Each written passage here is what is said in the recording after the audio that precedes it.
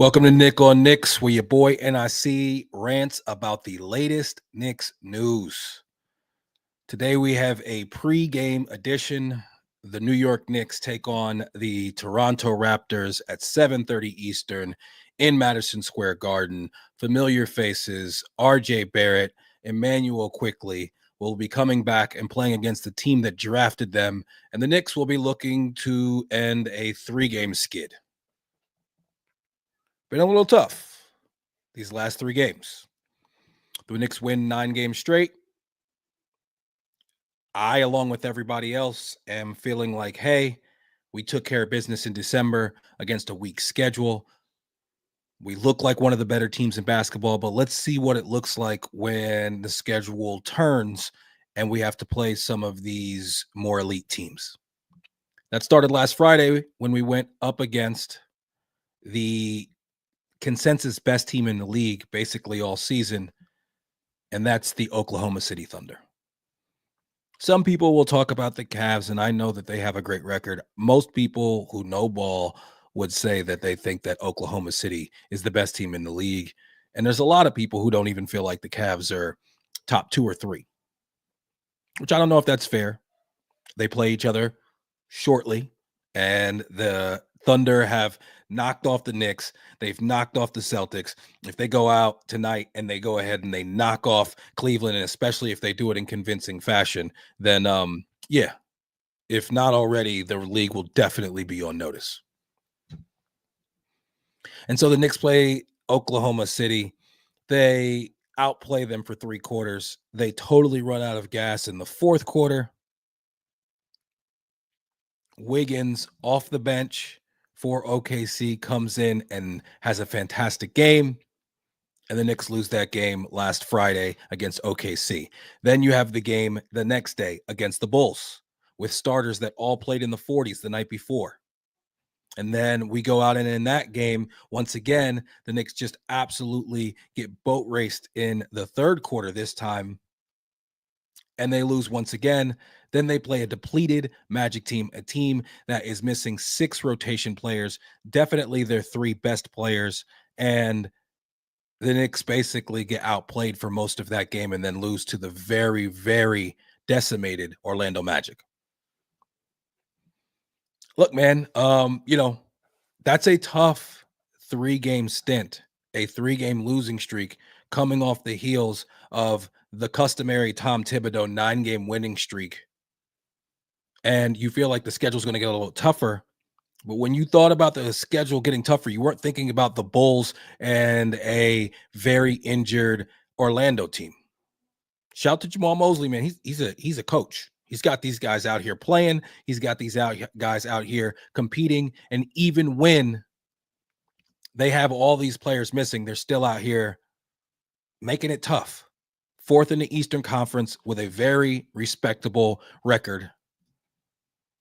The Magic are, they're a team to think about in the Eastern Conference once these guys start to get healthy, because Paolo Banchero is showing that he's one of the top, 5 to 10 players in the league. And this team plays defense and competes when they have all these guys out. They've stuck in that 4th position in the Eastern Conference. Give the Magic some credit. But the Knicks should beat that team, even without Karl Anthony Towns. Now, in this timeline, let's go ahead and go back to that game after OKC. When they talked to Karl Anthony Towns, he mentioned that at the end he was exhausted. In the Chicago game, he plays huge minutes. He has a huge game, 44 points. I want to say 15 rebounds, maybe 16. But he's in the game in the last minute and a half when the game is pretty much decided. The Knicks are going to lose. Crazy things could happen, but it didn't feel good at that point. And Karl Anthony Towns is still in the game. Karl Anthony Towns ends up being a little bit gimpy and coming out. That forces him to miss the game against Orlando. He's got some knee soreness, something that he has dealt with before. But the Knicks right now have now lost 3 straight, and we're going to get right into it. We got to talk about the narrative around Tom Thibodeau and the minutes and whether or not he runs his players into the ground. Before we get into that, shout to my guy, Just Knicks. Salute. Appreciate you. Just Knicks, always here, always in the chat, always contributing. And yeah, if you're watching, definitely take a look. My chair, man. This chair is a disaster. Well, this chair not too long ago, I spent a lot of money on it, so I feel like I can't give up on it, but I kind of want to. Anyway, listen, man, the Knicks, they have now lost 3 straight. Okay. And I want to start off by saying the house is not on fire. I don't even like saying the word fire because I've heard many people in Knicks land. I've read many people on Knicks X, Twitter, whatever you want to call it. Shout to the greatest Knicks group chat in the world. Very exclusive that I'm very lucky to be a member of on X. Some heavy hitters, some big names in there. And the Tibbs narrative and the Tibbs minutes thing is something that is always a conversation. Always. No matter how the Knicks are doing throughout this entire season, ever since Tibbs has been on the Knicks, since before Tibbs has been on the Knicks, that's always been a conversation. And I personally have been adamant that it is a false narrative, that it is not fair, that the one player who's the poster boy, Derrick Rose, followed him throughout the entire NBA. I've always said, you know what? I think that at the end of the day, Tibbs plays his guys. He definitely relies on his starters some more. But when bench players show themselves and prove themselves, when young players show and prove, Tibbs will typically reward them with minutes. I've seen it happen. We've seen it happen to Emmanuel Quickley. We've seen it happen to Deuce McBride. You know, Tibbs typically will reward these guys. But even I have to say that just looking at this Knicks team here recently, they've looked a little spent. You look at this Knicks team and you look at some of our numbers overall, we're top 5 in net rating. We're top 10 in offense and defense. In the fourth quarter, we're 26th in net rating. That sounds like a team that's gassed. If you look at that Oklahoma City game, the Knicks were absolutely dominating the game to a certain extent through 3 quarters. We were up by 8 points going into the fourth. And then we get into that fourth quarter and they had a little more in the tank. And then when you go and you look at the box score, all of their starters played in the low to mid 30s and all of our starters were in the 40s. And so the question is this a case of Tom Thibodeau being so stubborn, or are there some other factors? And as much as I love Tibbs, I have to say that Tibbs likes to play his guys and he likes to play his starters. I think that last year, the whole Tibbs wore the Knicks down, I didn't think that that was a fair narrative last year. Because last year in particular, a lot of those different, injuries that you saw occur were not wear and tear injuries. They're freak accidents. Julius freak accident. OG, if anything, I think the time that he missed due to his elbow, which is not due to overuse, I think that contributed to his hammy at the end because, you see these guys when they come back from these soft tissue injuries and they're not, really geared up to play. That's when they end up, pulling or popping something. And last year, Brunson, as much as people were like, yo, he's running him into the ground, for a guy who was in the top 5 in the MVP voting, he was 14th in minutes overall. You look at the guys that are at the top, they are not typically, bums that are in that top 10. It's a bunch of great players. It's the Giannis's of the world. It's Kevin Durant with all his injury history, Joker. These are the guys who lead the league in minutes. Why is that? Okay. So Brunson, he ends up at 35.4 minutes per game last year. I thought the narrative about Tibbs and the minutes last year was unwarranted. But then when you look at this season, there are 4 of the 5 New York starters who are averaging 35 plus minutes per game. Cat, 34.6. So he's just under that. And as we know, as Knicks fans, Mikal Bridges leads the league in minutes. Josh Hart is 2nd. OG Anunoby is 7th. I think sometimes when we talk about the minutes, you have to be nuanced. You can't just say, well, Tibbs plays everybody too much. Okay. If you feel that, I understand. And the numbers show you that somewhat to an extent. But I think that there can be a combination of factors here. First and foremost, we'll give Tibbs his piece of the pie. The next piece is the fact that our bench isn't that good. They're just not. This team giving up assets, making contracts match, maneuvering, doing what we had to do to bring in Mikal Bridges, to bring in Karl Anthony Towns this offseason, that has left this team with less of a bench. Unfortunately, it's the cost of doing business. So some of it is we need Tibbs to go out here and maybe trust the Tyler Kolicks, the Huck Porties, the Pacome Dadiers of the world. Does he need to trust them a little bit more? I would like to see him do so. But don't act like he has these players who he thinks can help him win, and he's just choosing not to play them. He's not playing them because he does not feel like they can contribute and hold the rope, as they say, and not have there be a huge drop-off.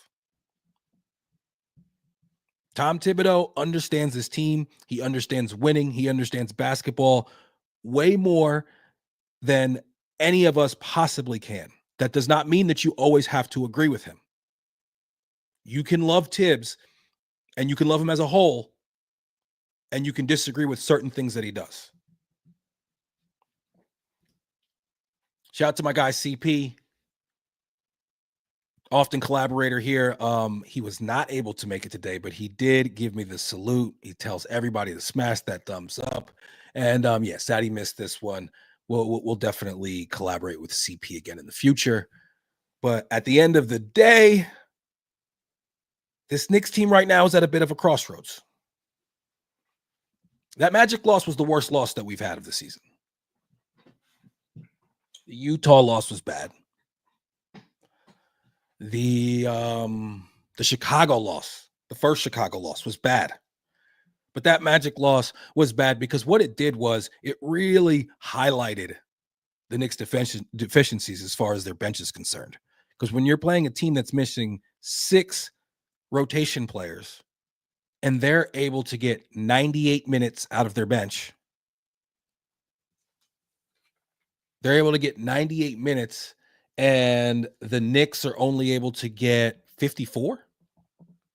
They get 50 points out of their bench and the Knicks get 18.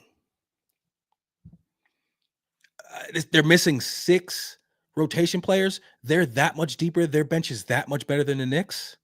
Right now, yes. Now, is that due to the Knicks just not having the bench talent and having the people that they can bring in that they feel like can contribute?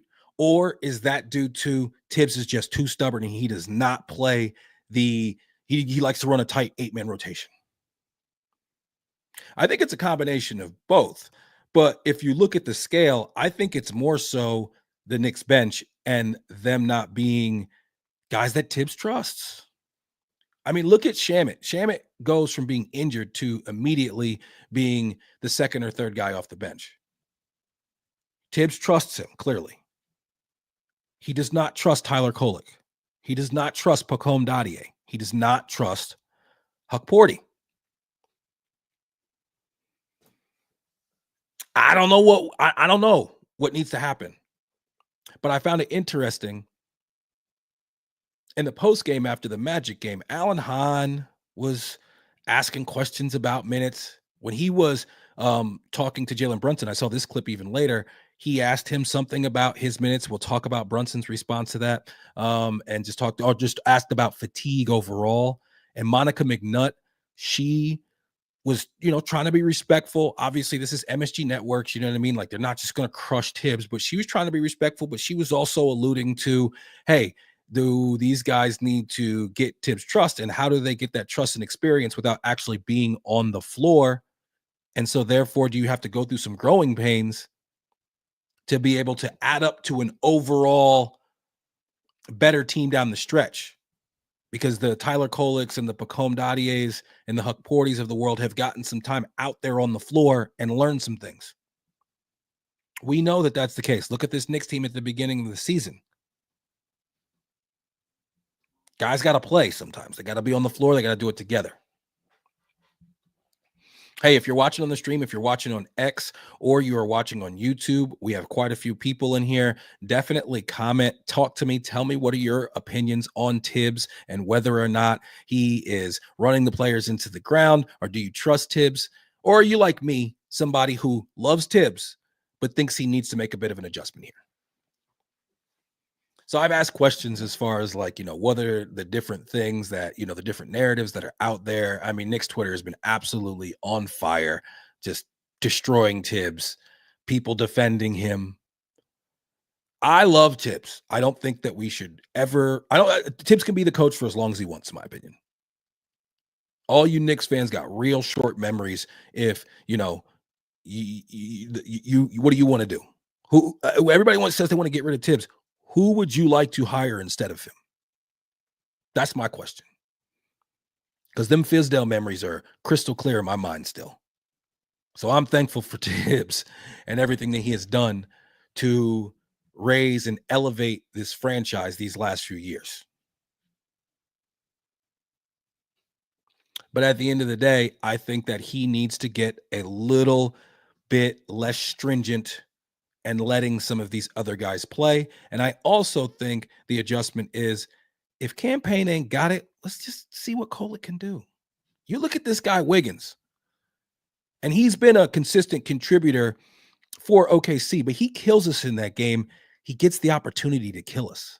When you run 8 guys, you're not necessarily, give that 9th and that 10th guy an opportunity to come in and maybe be having a game. As Knicks fans, how often have we watched some player who we've never heard of destroy us one particular night and get a team a win? So I would like to see him, just be a little bit more, give a little more leash. First of all, let some of these young guys even just get in the game at all, but then give them a little bit of leash. Now, will I be screaming when one of these guys plays too much and, we lose games because of it? Yes, I will. It is a thankless job being a head coach in the NBA most of the time. I will be screaming at that point. But right now, I just feel like this team looks a little spent. Josh Hart looks a little spent. He's gassed. Ritz Holtzman put up, check him out on Twitter. If you're in Knicks Twitter, you definitely know who he is. But, he puts up and shows that about 5 of the threes that the Magic made in the last game were because Josh Hart was either making a bad rotation or he was just not rotating and not doing it with the type of effort and the type of heart that we typically expect off of him. I want to dive into Josh Hart a little bit more specifically, and just, what we've seen from him in these last few games and what could be the best role for him as we continue to move forward with this Knicks team. Let's check out some comments. True Knicks Talk, my man CP, Mitch on the trade block. Leon has been thinking about it. If there are any takers. The whole Mitch thing is tough for me because I like Mitch because of, we drafted Mitch. He's been with the team. I think defensively, he's arguably the best defensive center in the league. His ability to play the pick and roll and bother both the screener, affect them from being able to roll, but then also be able to deal with the guard that's coming off and bother him as well, is as good as I've ever seen. And some of it is his length. A lot of it is just a natural ability that he has. He has that timing that all, like, great shot blockers. Cat is a guy who goes straight up with the shooter. He gets up there. He challenges you at the apex.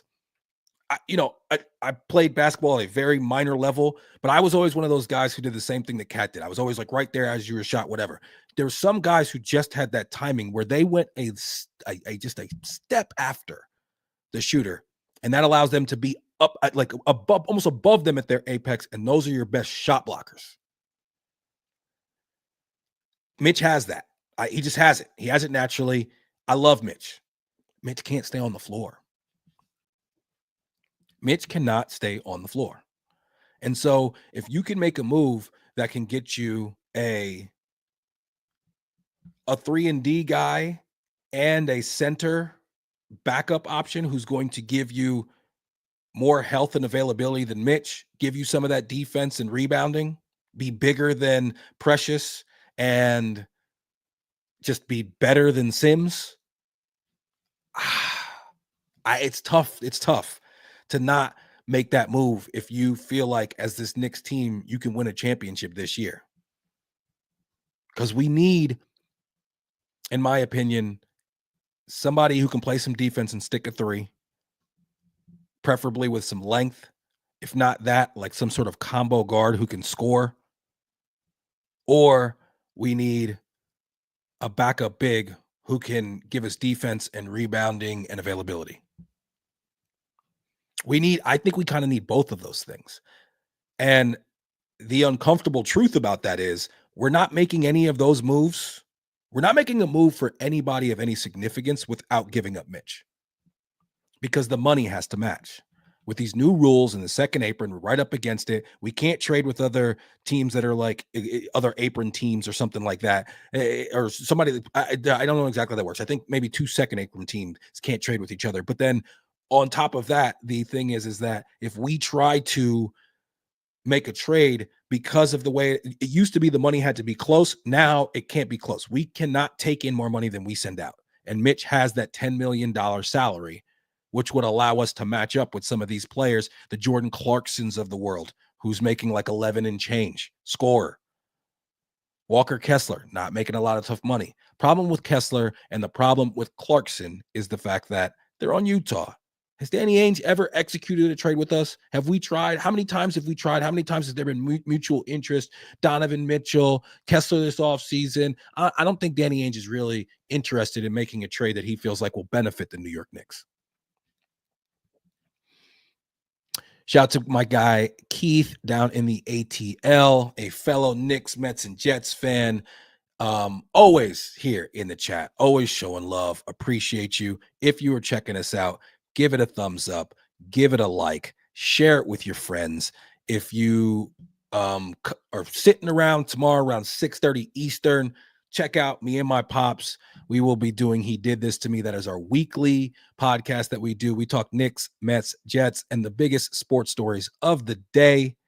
And Nick on Knicks, that's coming to you at least like 3 times a week.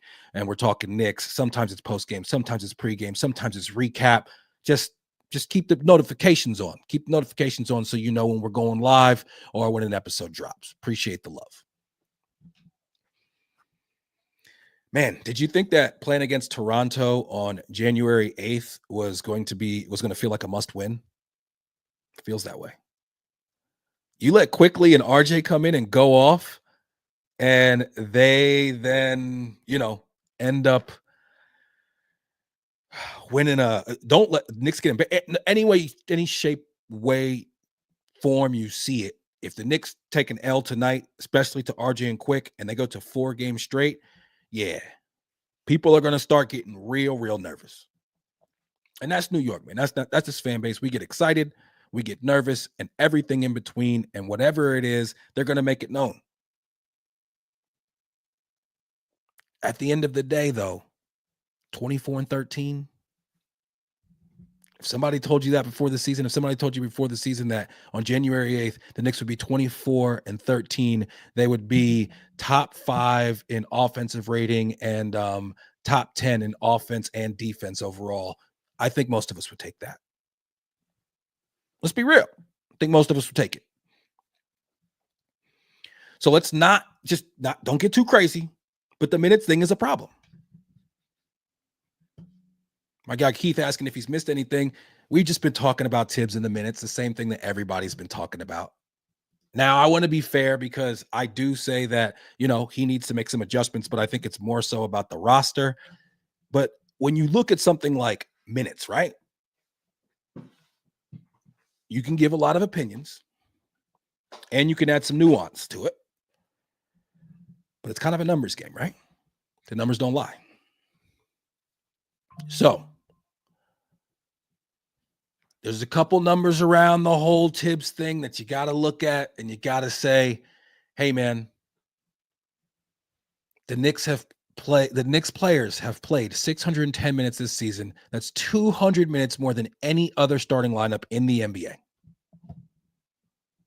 Some of that is health. We've been fairly healthy. Knock on wood. Some of that is the fact that our guys are playing a lot. The numbers don't lie with the minutes per game. We know what they are. We know first, second, and seventh. We know who they are. So I don't need to reiterate that, right? But a couple other Tibbs numbers.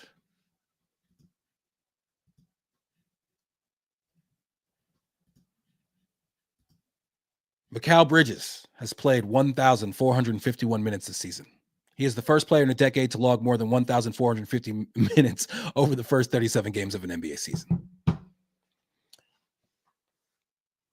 Listen, Bridges is he's an Iron Man, obviously. He's the current NBA Iron Man. It's over 500 games straight. He has played, never missed a game, hasn't missed a game since like middle school or some shit like that.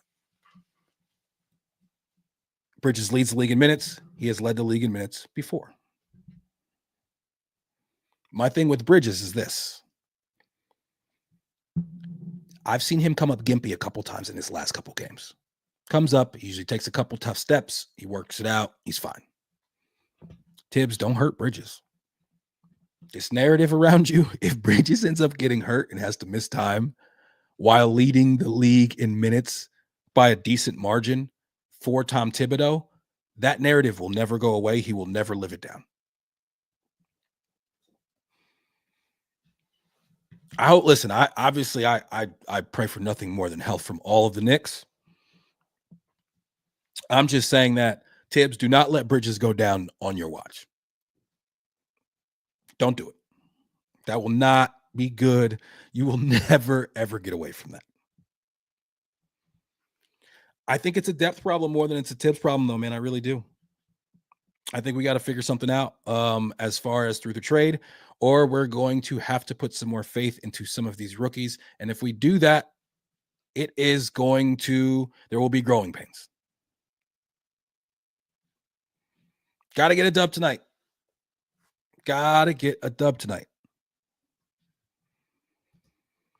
My guy Key said, I would feel better if we didn't have 4 starters in the top 10 minutes played, but we need the continuity. Contenders have us by at least 2 full seasons with core playing together. We have 30 games played. That's a good point. Sometimes at the end of games when Tom Thibodeau is leaving these guys out there when we're up big, a couple times when we're down big, but mostly when we're up big, I've seen some people make that point on X saying, hey, well, the reason that he's leaving them out there is because these guys need to play together. There are some times where I look at the screen and I'm like, please call off the dogs, get these guys out of the game. So there's a happy medium there. You're not always going to agree with everything that a coach does. But now with the Knicks on a 3-game slide and with there's so many stats. Go to Tommy Bear's Twitter, look at it. I mean, there's so many stats around the Knicks and our guys just playing, our starters especially playing an absurd amount compared to everybody else, and the amount of players that they have that average at least 10 to 15 minutes a game compared to the Knicks. And so they're all there. Go see them. It don't look good. And is that the reason for Karl Anthony Towns' knee being a little bit bulky? I don't think so. Deuce McBride pulls a hammy when he's warming up in the game, his first start of the season, because that was the game that Brunson was about to be out. I don't think that's because of Tibbs, but I do think that it's not sustainable for us to stay on the same trajectory that we are at when it comes to minutes played by our starters. And that is less about them possibly getting injured, more so about them being spent in fourth quarters and the fact that you can't just get dominated bench to bench every single night. Our bench needs to get better. Some of these guys need to play better. Campaign. Damn, it was all good just a couple weeks ago, brother. He was doing his thing. Now here recently, his shooting percentages are down in the 30s. He's making stupid fouls. That foul against Chicago that took away a three, that pretty much ended the game. So campaign's definitely got to be better. Jalen Brunson, he's my captain. We love him. Let's keep it real. He had that 55 piece. He's had a couple other, I know he had a 30-point game in there. But overall, Brunson recently, since he's hurt the calf, he's 1 of 10 from 3 over these last 3 games. And there's 2 things that are alarming there. First is obviously the 10% shooting percentage, but also the fact that he's only shot 10 threes in the last 3 games. I don't love that for my guy, JB. We need him shooting at the volume and the percentage that we expect out of him. I have all the faith that he will figure it out.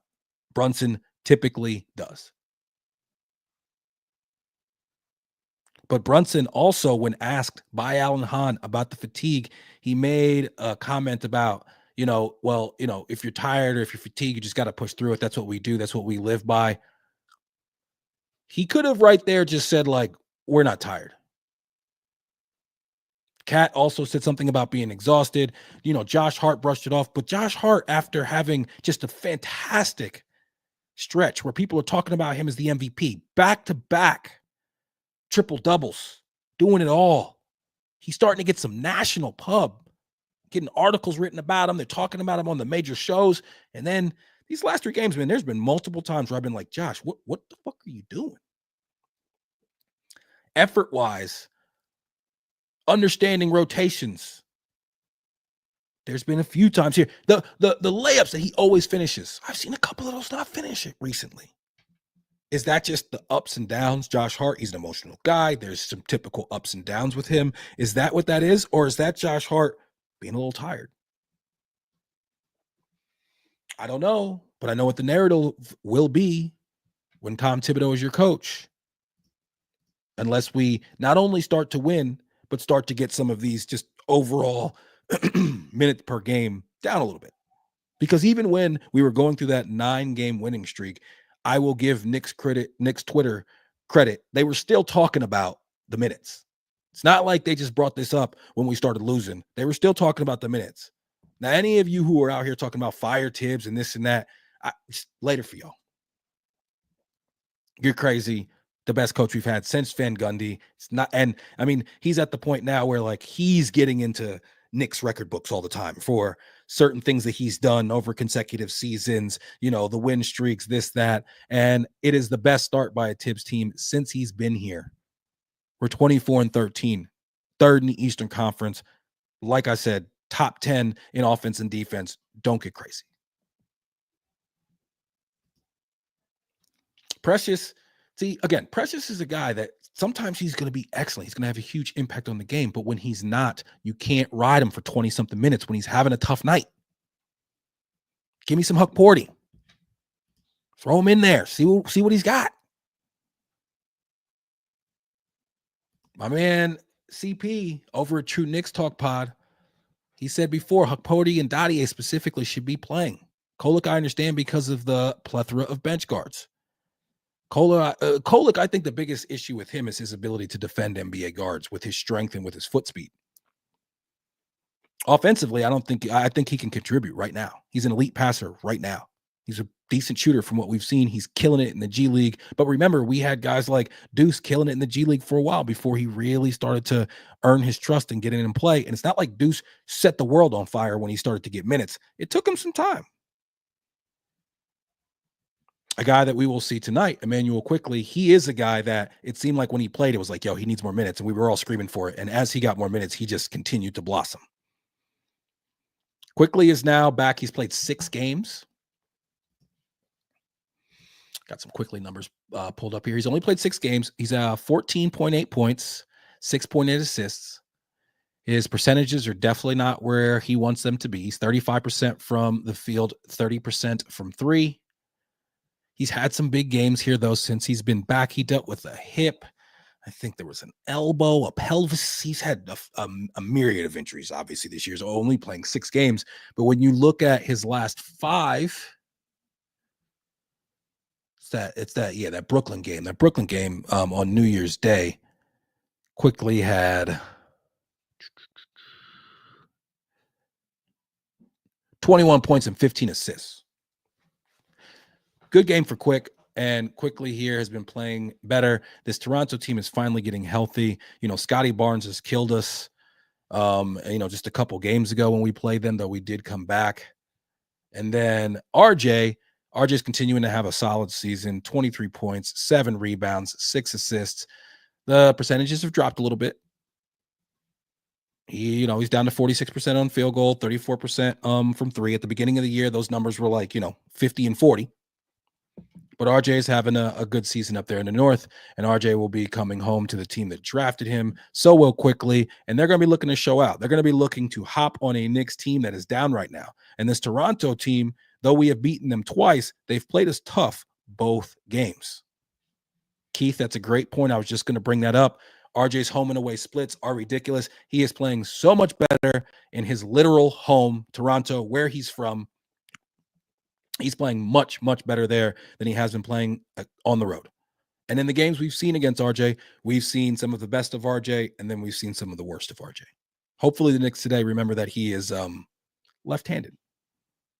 I hate when these guys let this guy get to the left because, he can't go right. Make him go right. Just please, just make him go right. It's going to be an interesting game tonight, man, because, the Knicks have something to play for right now. You know that they do not like losing 3 games in a row. That was the thing that was the most surprising about the lack of energy that everybody acknowledged against Orlando. After losing 2 straight, you lose to a tough OKC team, best team in the league. You lose to a Chicago Bulls team. It's the second half of a back-to-back. And so you think to yourself, hey, this is a tough game. And, Bulls team gets hot. You don't take care of 3 as good as you should. And there you go. You end up having a tough loss. But then against Orlando, who they were coming off the back of they were on the second half of a back-to-back. And you come out and you've had a night to rest.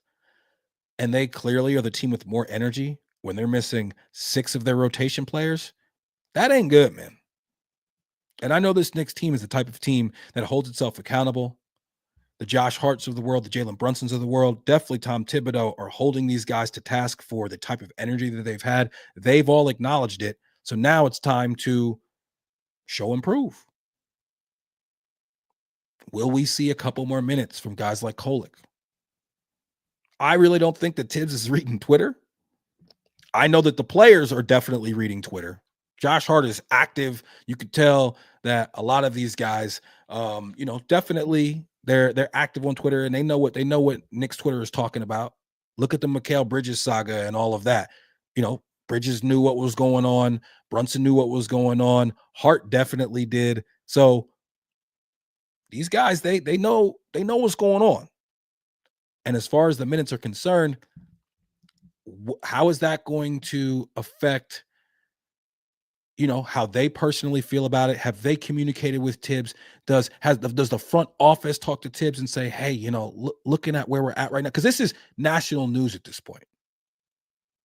You had Stephen A talking about it this morning on First Take and talking about the minutes.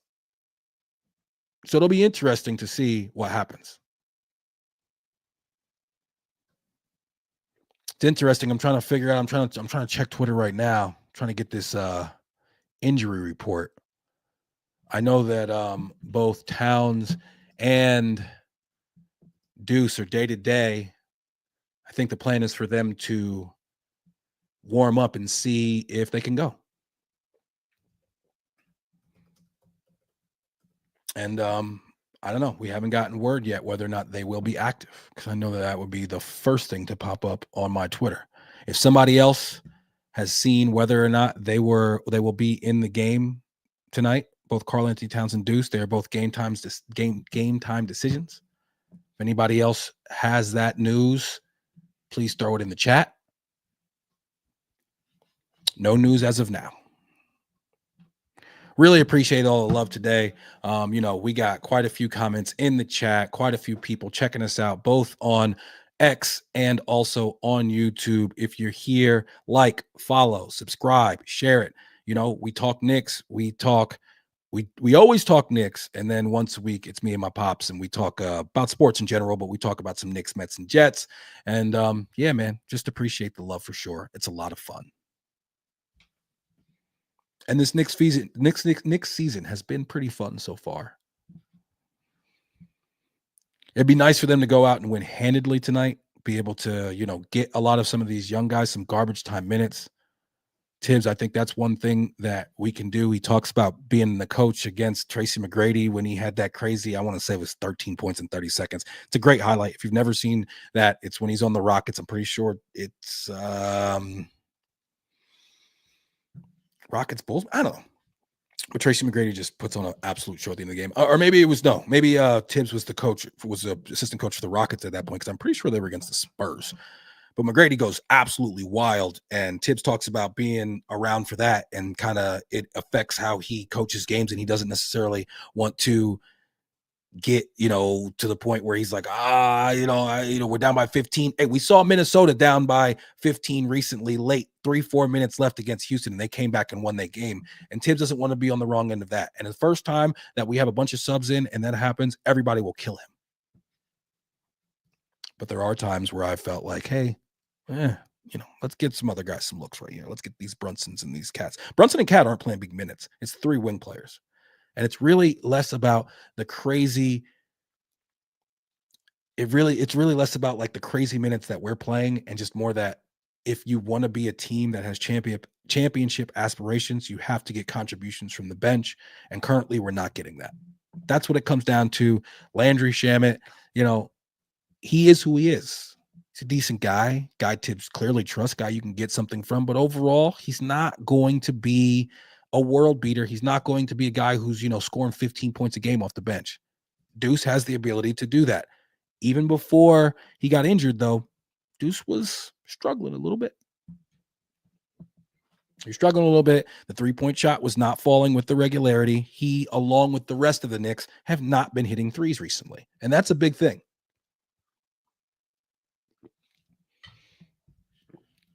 I got a stat right here. The Knicks, their 3-point shooting over their last 7 games has been 28.6%. And this is a team that was right around 2 or 3 in 3-point shooting all season long. You really saw the difference in the game against Orlando as far as the overall spacing without Cat on the floor, especially against a gritty, defensive-minded, well-coached Orlando Magic team. So we got to see some threes go down. We got to knock some threes down. We missed 15 straight at one point during that Orlando game. They went 4 of 22. It is very hard to win an NBA game when you go 4 of 22. The thing about the Magic game is the energy wasn't there, but they scored 103 points. We scored a season-low 94.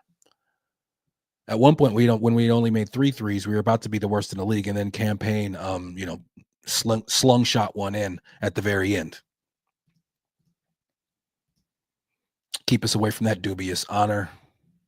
And yeah, my man Keith has confirmed that, yeah, he was on the T-Mac was on the Houston team when he did the that crazy ending of a game. I'm pretty sure, like I said, it was against San Antonio. And yeah, Tibbs saw that and he's like, man, I'm not trying to be on the other end of that ever.